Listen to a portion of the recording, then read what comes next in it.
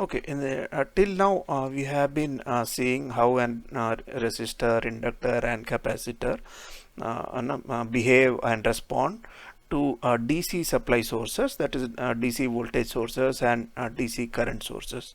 So now we are going to see how these elements are going to work in an AC circuits. Okay, so let's first try and understand why are we going to study about an AC currents. Okay, so the AC power supplies and or the AC system, I should say, has got many advantages over the DC systems. Okay, the first and foremost is the generation of an AC is cheaper than that of DC. So generally, if you have a magnet and if you have a coil which is rotated mechanically with the help of an motor, here in this field, like if you have a diesel engine and you are rotating a coil in a magnetic field, it would generate an AC signal. Okay, so if I have to convert it into DC, I should have split rings or a commutator like this. So there will be losses out here. Essentially, it is easy to generate AC, and for any easy to generate AC, for any DC generation you should have an additional arrangement like an split ring or a commutator to convert that AC into DC. So obviously there will be some energy loss during those conversations and other complexities. Okay, so that is one of the advantages of. So instead, if we directly are able to use an AC power supply for some purpose, then it will be that much easier. Okay, so that is one advantage. So we will learn about this AC generation and DC motors and all subsequently in this course. So time being, I am just covering the major advantages of AC. Another advantage is that it is very pretty easy to convert an AC from a low voltage to high voltage and a high voltage to low voltage using transformer without too much of an energy loss. Okay, so just using an transformer, you can step up the voltage and step down the voltage, whereas in a DC system, if you have to step up the voltage and step down the voltage, we need to use DC to DC boost converters or DC to DC buck converters. Okay, to step down the voltage. To step up the voltage, you need to use DC to DC boost converters. Okay, now this DC to DC boost converters and DC to DC buck converters, there is lot of energy which is lost in between. Okay, because of the switching. So when we learn about those circuits, we'll see that there is lot of, it is not an efficient as efficient as an AC boost up and boost down. So AC boost up and boost down is using transformers. So it is a very efficient way of increasing the voltage. So very negligible power will be consumed within the transformers. So now the question arises, what is the requirement of boosting up these voltages? See, when we are transferring power, say from place A to place B, say several kilometers, for the same amount of power, if I have an high voltage, the current will requirement will be less. Like VI product is power, right? So say I want to convert transfer few megawatt of power, say from Hyderabad to some other place, say Adilabad. Then what happens is, if I am going to send this power at a high tension voltage, high voltage levels, then the current requirement which will pass through these high voltage cables will be lesser, right? If I have to send it at 230 volt itself, then the current which is to be carried will be much higher. So instead of 230 volt, say I have 2000 volts or say 1100 volts or something like that, then the current requirement will be lesser. So if less current is being transmitted through these transmission wires, the IR losses, because all these transmission lines ideally the resistance should be 0, but that is not the case, right? So it will have a few ohms of resistance because so you will have I square R losses. So that can be minimized by having I less and V more. Is this concept understood? Shriyansh? Abhinav? Yes, sir. Okay, so that is Yes, the sir. reason whenever we transmit voltage from one place to other, we boost up the voltage and keep the currents less. Okay, but the same power is being transmitted. Okay, power remains, P remains constant. P is equal to VI. So, and then at the receiving end, Excuse uh, me, sir. yeah, tell me, Shri. So we keep current low so that the transmission of heat should be low. That means heat wasted should be low, sir. Yeah, That's the reason, yeah, right? I square R losses should be low in the transmission lines. That is the reason. Okay, sir. Thank you, sir. Okay. So similarly, AC can be easily converted. That's one more advantages of AC can be easily converted into DC by using a rectifier. So in your computers, if you see, there will be an SMPS which will take in 230 volt of supply, and from ranging from 3.5 volts to 5 volts to 12 volt, all the DC supplies will be available in the various pins. So this conversion is pretty easy.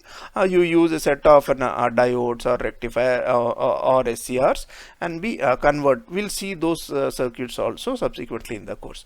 Similarly, your laptop chargers or mobile chargers. Whereas if you have to convert a DC into AC, if you have a DC system and then if you have to convert it into AC, you will require inverters, and inverters are not as power efficient as rectifiers. So that is another reason of having AC system throughout in the commercial field rather than having an DC system, right? So but there are some small disadvantages. One is design of AC circuits is more complex than DC. DC, we know that things are pretty simple. Okay, the flow of current is in a single direction, so you could use diodes in many places to stop and realize various complex functions, right? So it is pretty, and switching is also easy. The second disadvantage is paralleling AC is more complex than DC sources. Why is it that? Because when we parallel to AC sources, we need to be very careful about the phase also, not only their magnitude. Like if you can parallel two DC sources, if their magnitude is exactly the same, you just parallel them. Like you have a battery, you can put it in parallel with a generator, or you have two DC generators, just parallel them, as long as their voltages are they are generating the same amount of voltage.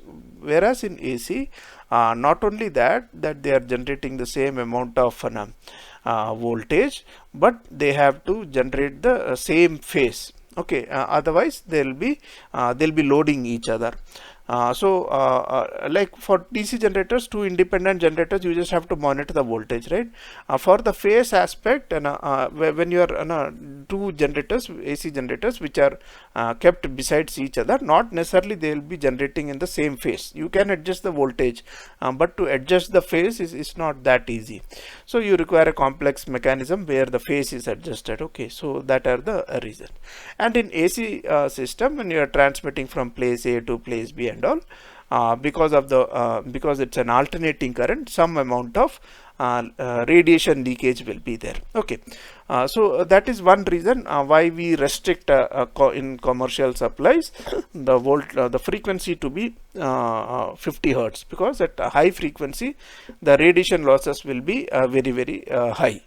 Okay, so that's why we use low frequency. But again, low frequency has got a disadvantage that at low frequencies, what happens is the component size is bigger. If you see most of the AC circuits, they take advantage of the inductance, and we'll learn that inductance, the reactance given by the inductance, or the magnetic field created by the inductance and all, they are proportional to L omega.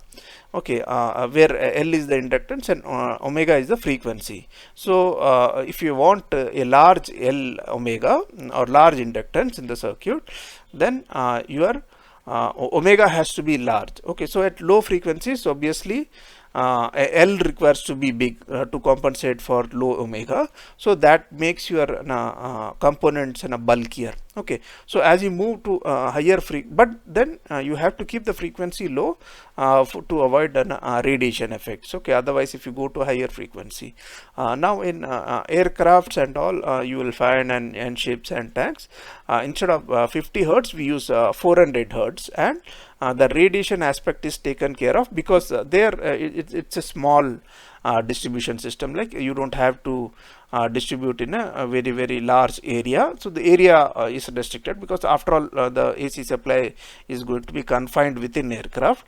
So there we can afford to keep the frequency slightly on the higher side, so we go up to 400 hertz there, right? So, and then we use shielding over the wire, so that the radiation effect is minimized, but still we don't we restrict to 400 hertz itself. We don't go beyond that, because beyond that it will become the radiation. Even if you have some shielding and things, still there will be radiation, and then there will be interference between the various systems. So that are some of the disadvantages of an AC system. Okay, so let's see how an AC signal looks like. This is an cos signal. So this is a sinusoidal signal. This is which we generally call as alternating currents. Although a triangular and an square wave also may be called as alternating currents, but in commercial systems we are going to now restrict ourselves as a sinusoidal signal. Okay, because a square and triangle also is alternating. Alternating means changing, okay, from positive to negative. So you can have even the square and the triangular waves also, you can classify it as alternating, but we will restrict our discussions to sinusoidal signals, because we'll see that, because the square wave is actually, if you have learnt about Fourier system, it is a summation of several harmonics of an basic cos or a sine, right? So if you understand concepts of an one sinusoidal signal, those things will be only an expansion of that. Okay, so this is a cos wave. So at cos 0 is maximum, and cos pi by 2 is 0. So you have this, and then cos pi will be -1. So we know this, how this wave looks like.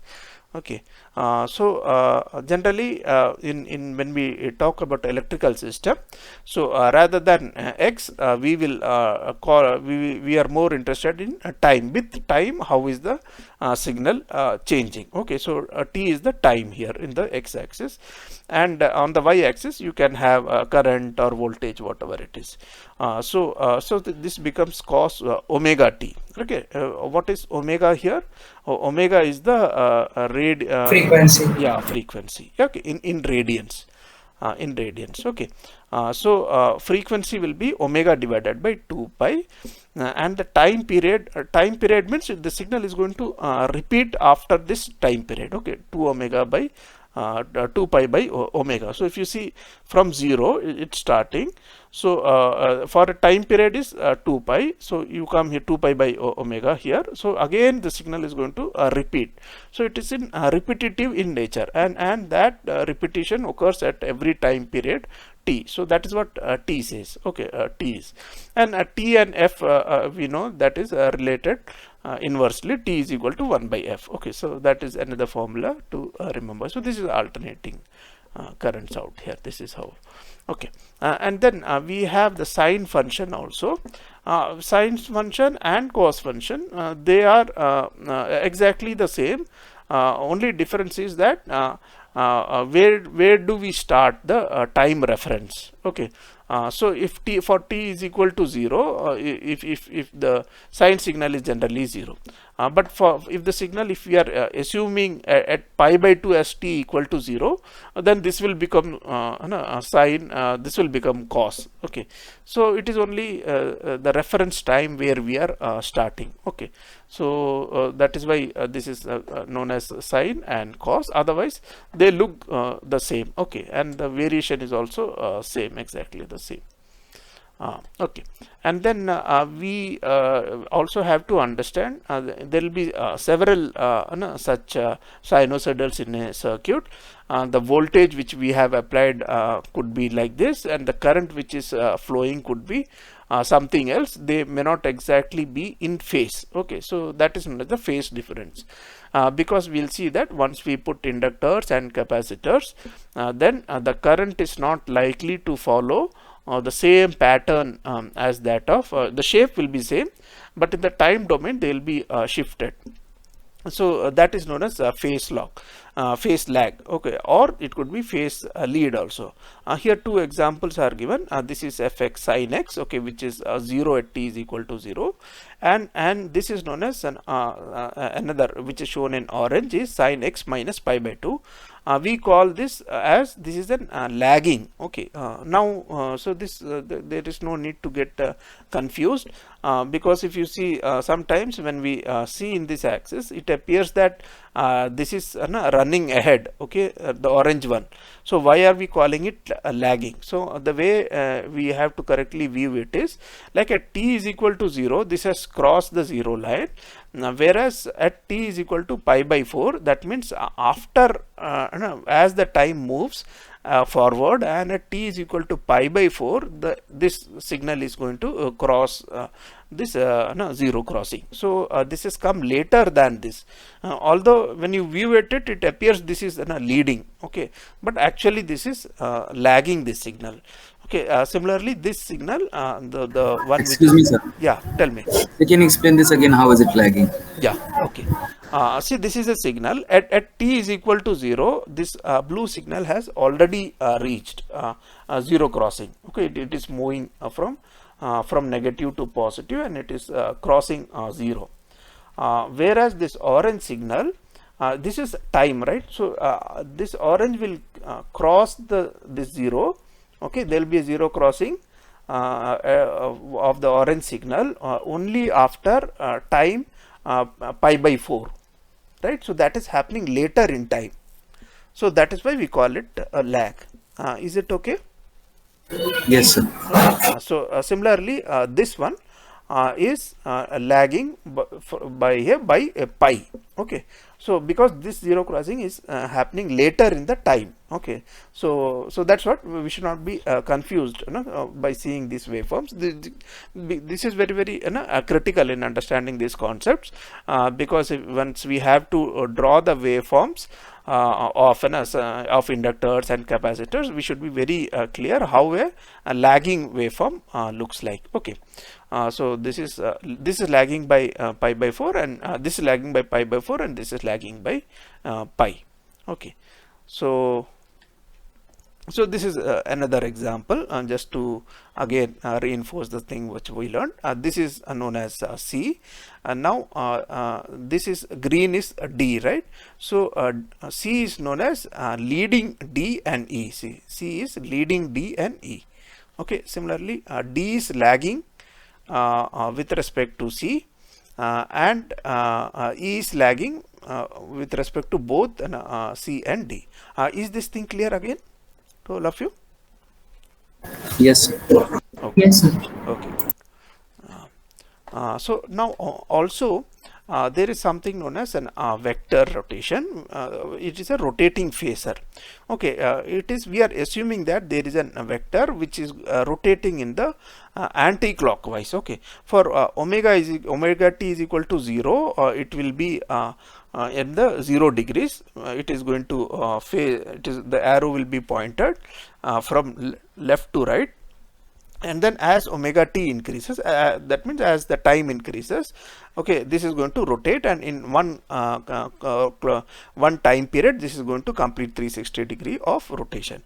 Now if you take the vertical projection of this line on the y axis, okay, that is on the vertical, then you will get an sinusoidal signal out here, right? So at 0 degree you will find it is 0. As it keeps increasing, when it reaches 90 degree, you will get an A max. Okay, so this amplitude of this vector is AM.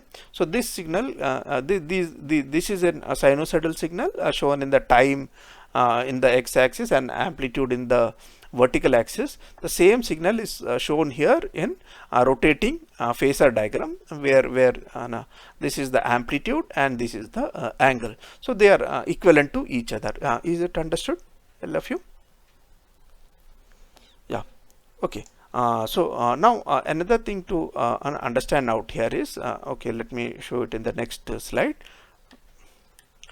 Here, if I take the vertical projection, it will give me an sinusoidal signal, whereas if I take an horizontal, okay, projection, okay, in onto the x-axis, then it will give me a cosine signal. Like if this vector is at 0, okay, I will get the maximum amplitude, okay, if I am taking it the projection onto the x-axis, whereas when this signal is at pi by 2, if I take the projection onto the x-axis, it will be 0.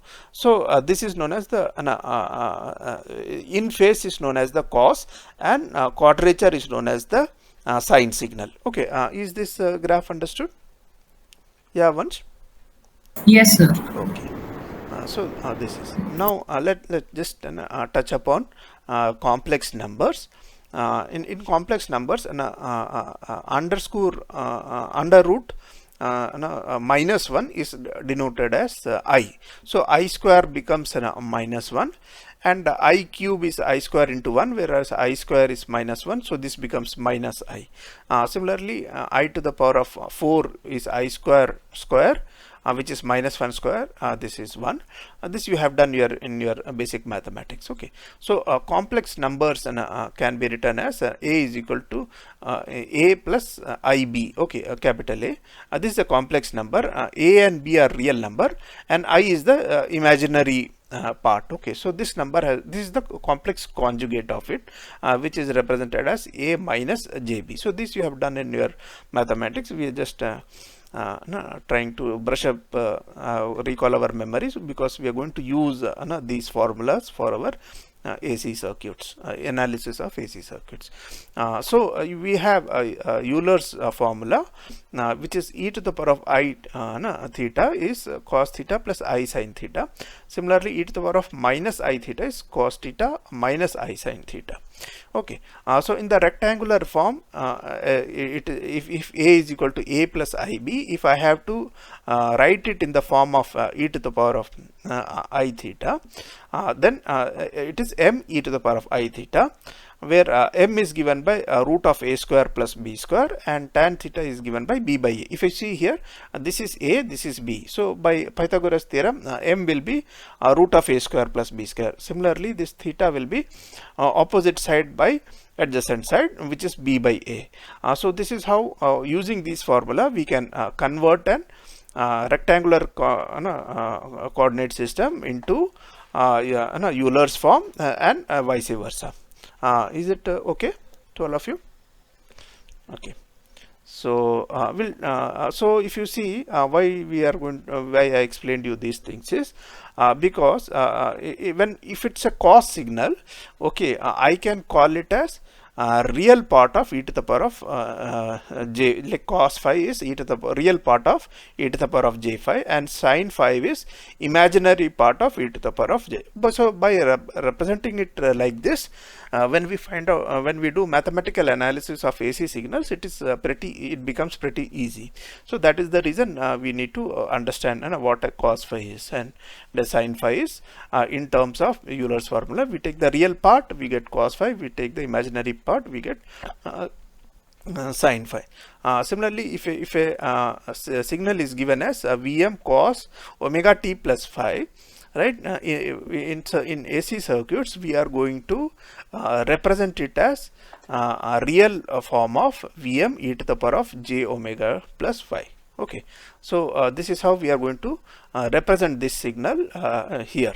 Okay, and because the mathematical analysis becomes simpler when we are dealing with exponential functions like this. Okay, so v to the power of m cos omega t plus phi, we are going to represent in the AC signals as Vm and angle as phi. Okay, what does this indicate? Vm is the magnitude out here, and phi is the offset. So this offset omega t plus phi, this is the phase lag. So here it is leading, so omega to plus phi. So that is the reason we write Vm and within an angle phi. Okay. So can anybody tell me this Vm cos phi, is it giving the entire information of Vm cos phi plus phi? or there is something which is missing? Anybody? Vansh, Abhinav? Sir, the frequency? Yeah, exactly.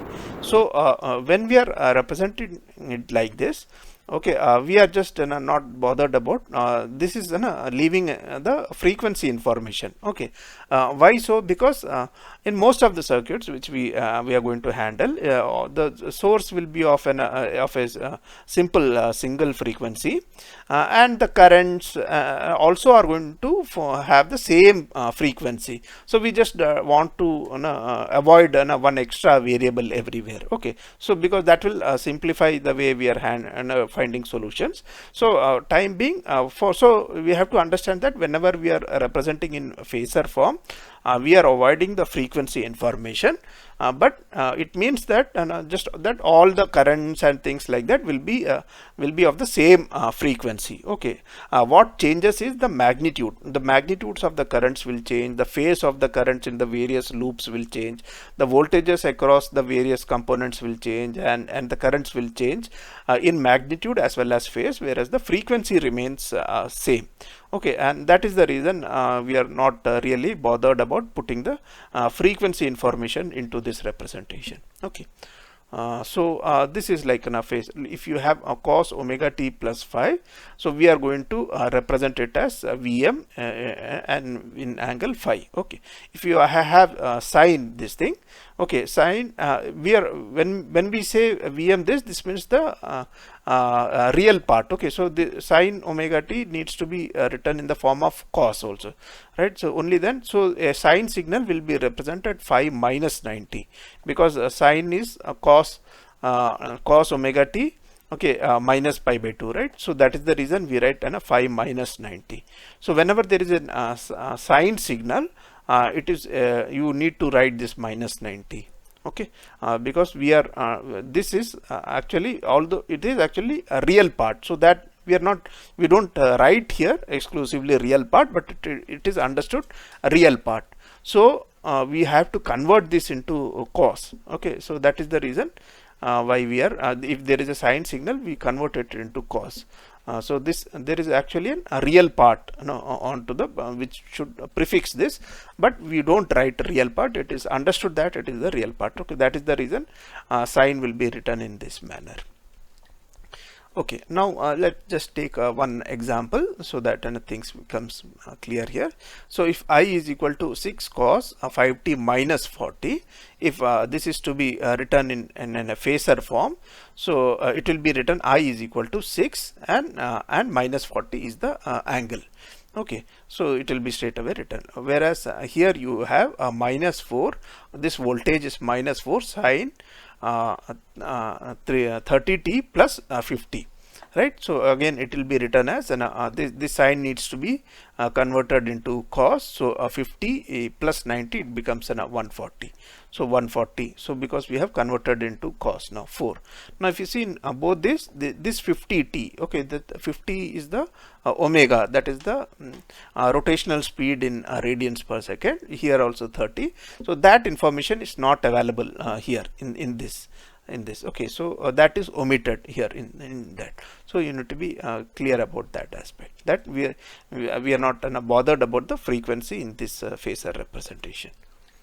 Okay, and now some basic phasor operations we'll take into consideration. So if you have to add two phasors, okay, so in rectangular coordinates, we can do it only in the rectangular coordinates there. So z1 and z2, if you have to add two complex numbers, so we add the real parts and we add the imaginary parts separately, and then put a j out here, right?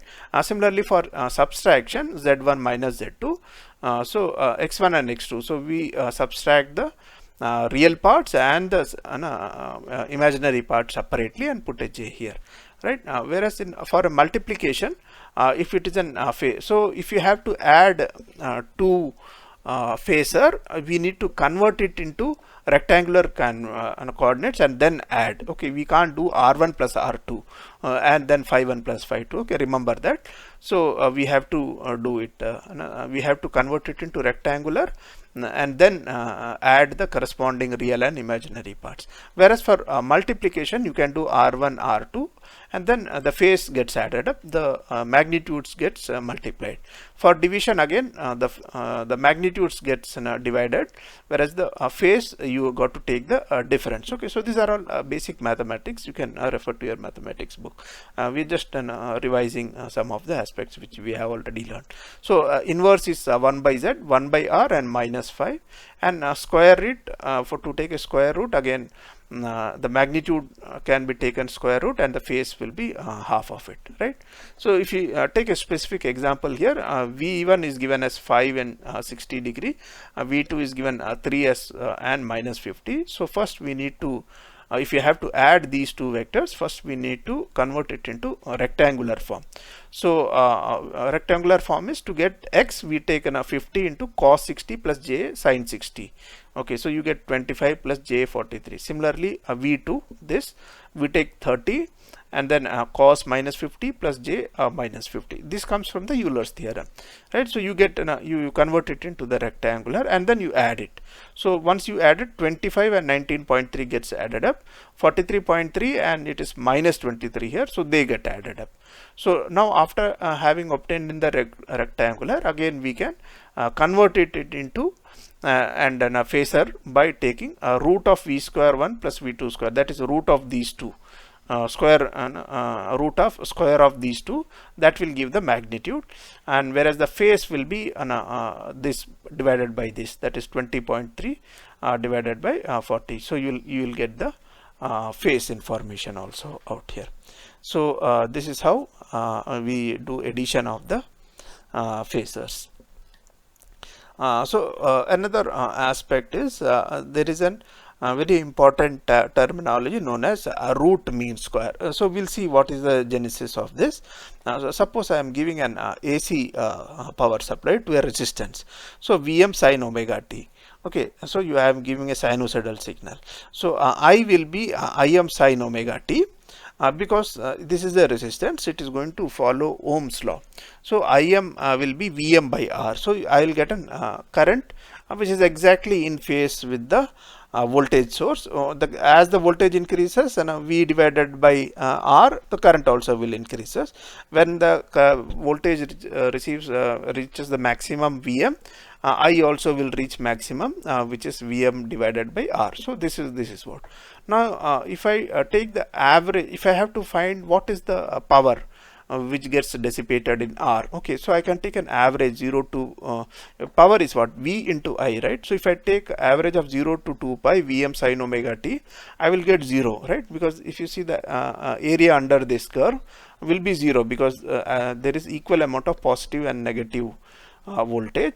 Similarly, if I take the average of the current, it will be 0. So if I multiply average voltage into average current, I will get 0. So that means 0 power, but that is not the case, right?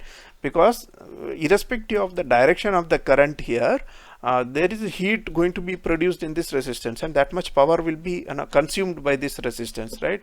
But it doesn't matter if the current is going from top to bottom or bottom to top, it is going to consume the same amount of power. It is not direction dependent, right? So so that is why we have introduced a new term which is known as a root mean square voltage or current, and it is also defined as the value of the direct voltage current that dissipates the same amount of power. That means I have an AC source, the RMS value is same as that of a DC supply, which will again dissipate the same amount of heat. Okay, so the function RMS is defined as square root of ft square dt divided by 1 divided by, this is the total time period. So what this essentially does it is, since you are taking the square, so even the negative portion, square of a negative is again going to be positive, right? So they are going to get added up. So in fact you can consider it as an inverted waveform there. So because you are taking a square, so all the negative things will get inverted into positive. So that is the advantage. So that generally takes care of the direction reversal, and it will give you an value equivalent DC value. If you see here, so if you take for an sinusoidal signal, so IRMS, now I have written IRMS square here, so that square root we'll put it later on. So it is 1 divided by 2 pi, because that is the entire 0 to 2 pi I square sine square omega t. Okay. So what is sine square? It is 1 minus cos 2x by 2, right?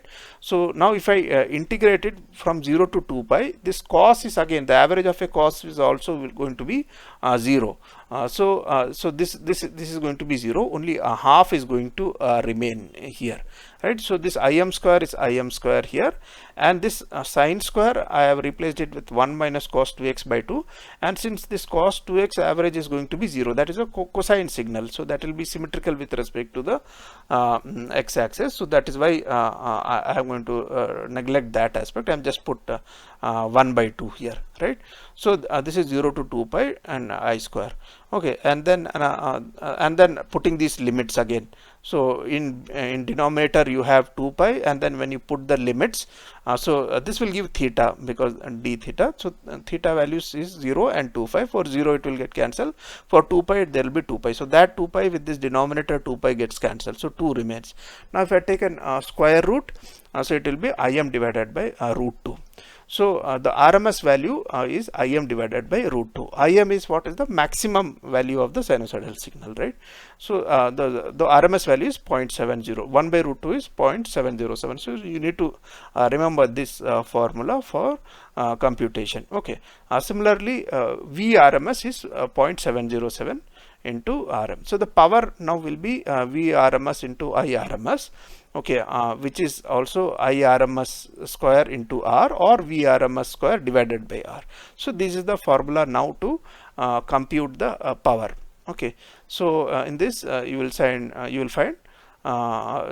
we have defined a new parameter which is IRMS and VRMS, which is Im divided by root 2 or Vm divided by root 2, where Im and Vm are the max values of the signals. Okay.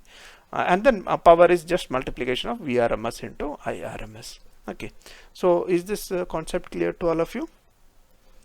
Okay, we move. Okay, and then, Yes. yeah, okay, good. So although for academic reasons, there is an something known as average also. Although the average of a sinusoidal is 0, but then there are several books in which average has been defined as you take the average only in the positive cycle. Okay, so it is 1 to pi, 0 to pi, Vp sin theta d theta, right? Theta. If you do that, you will get V pi minus cos phi, and then if you substitute these values, it is 0.637 Vp.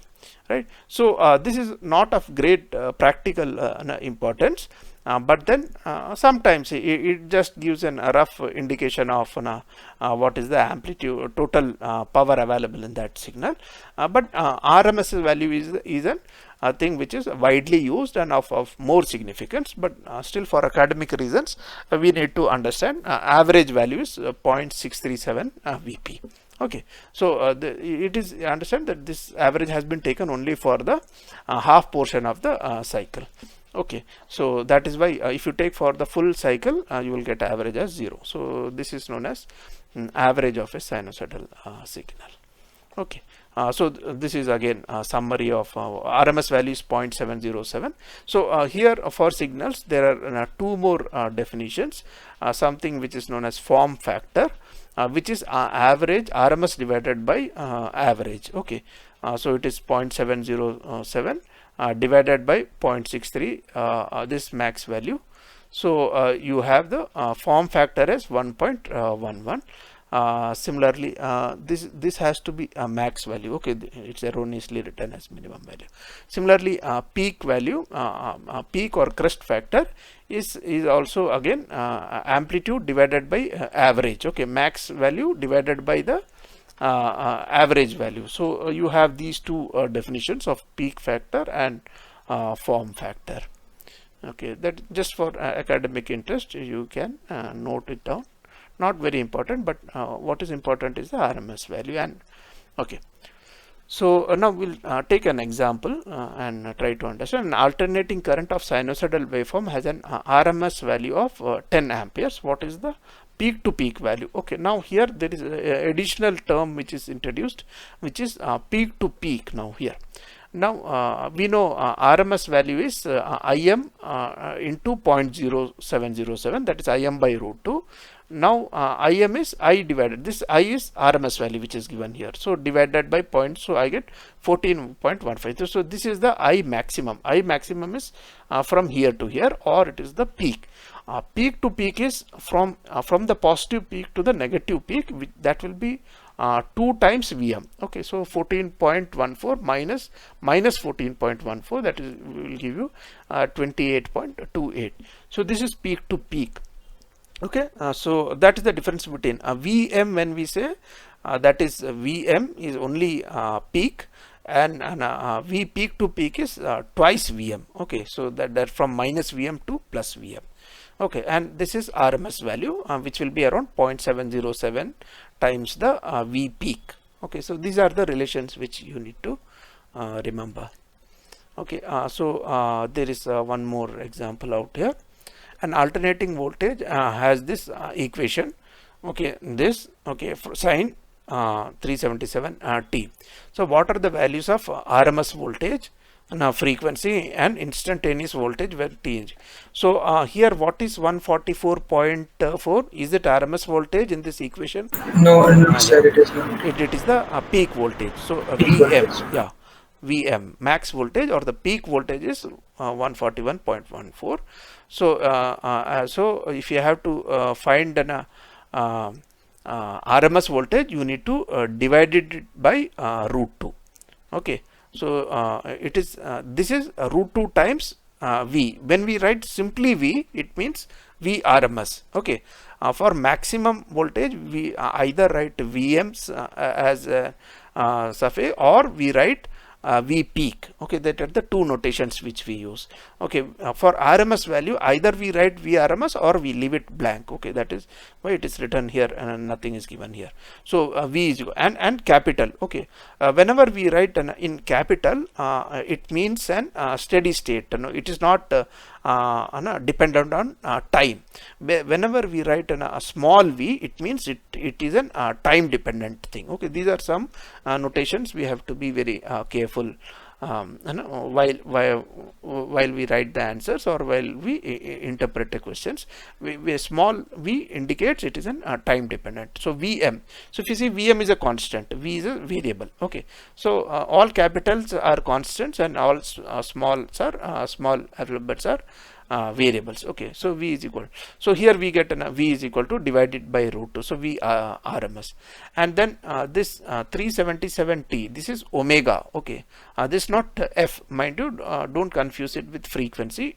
377 is omega t. Okay, omega is radians per second, so which is 2 pi into F. So if you have to find out F, it will you have to divide it this value by 2 pi, so you'll get 60 hertz. Okay, now once this equation is known, it also says find the instantaneous voltage at t is equal to 3.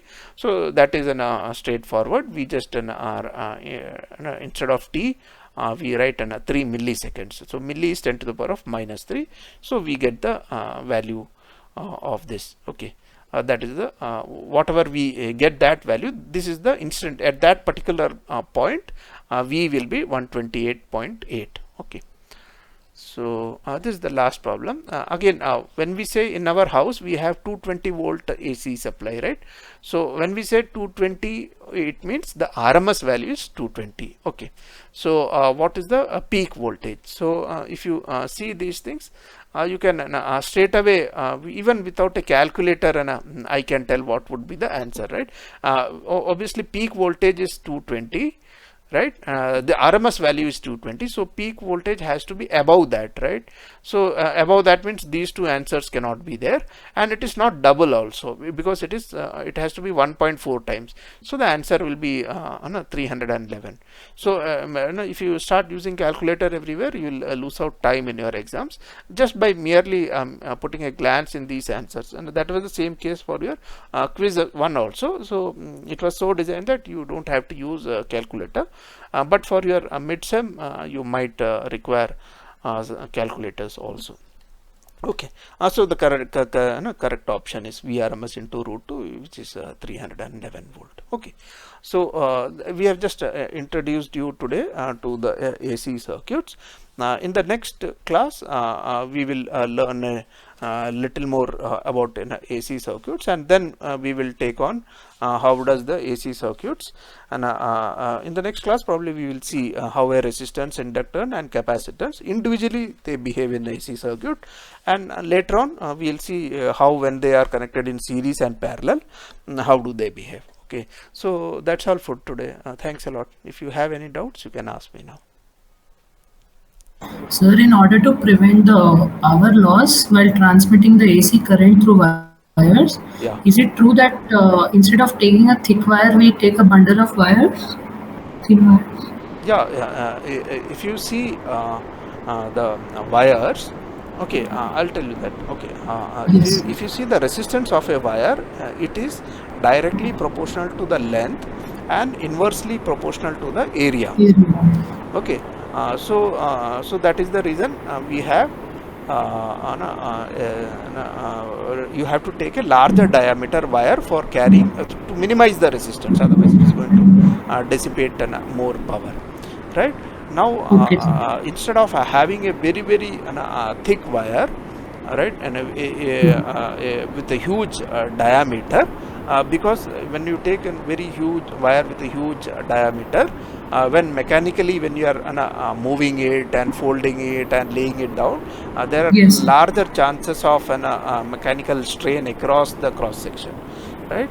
So instead of that, if you have a smaller number diameter cables but large number which are running in parallel, so that will give the required flexibility while saving the cross sectional area from any damages. Okay. Okay, sir. Understood.